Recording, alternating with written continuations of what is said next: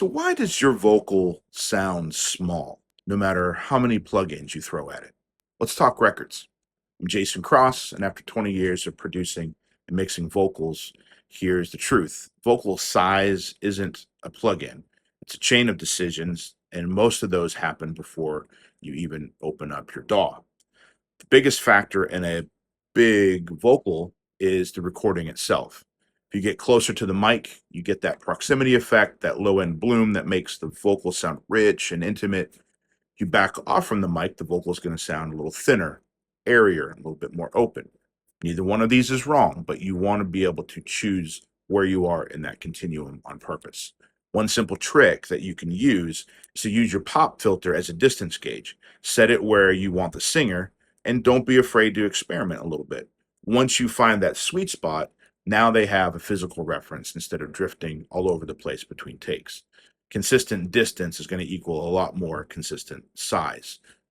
And not every mic handles proximity effect the same way either. A large diaphragm condenser and cardioid will give you a lot of low end buildup up close. A dynamic mic, something like an SM7, will allow you to get a lot more closely to the mic without it necessarily falling apart.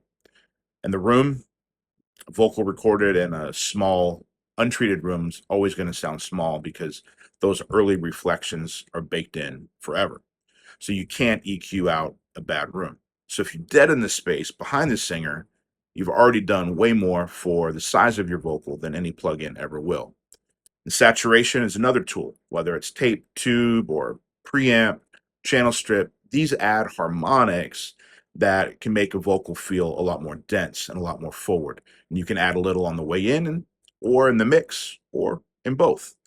One thing you want to be careful for is that you don't want to push the saturation too hard while you're tracking, and then you'll end up with an overcooked vocal or take that you can't get back. So one thing you can do is just record cleanish with a kiss of color when you're first starting out until you get used to your setup. And then also, don't be afraid to commit.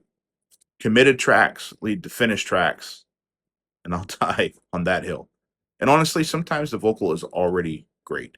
It doesn't need another compressor or another EQ pass. Just needs you to reach for the fader, turn it up.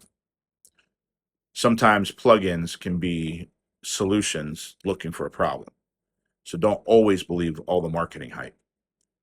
If vocal first production is your thing, follow along. There's a lot more where this came from. And if you're an artist sitting on a song that deserves a real vocal production, my DMs are open. Now, go finish something.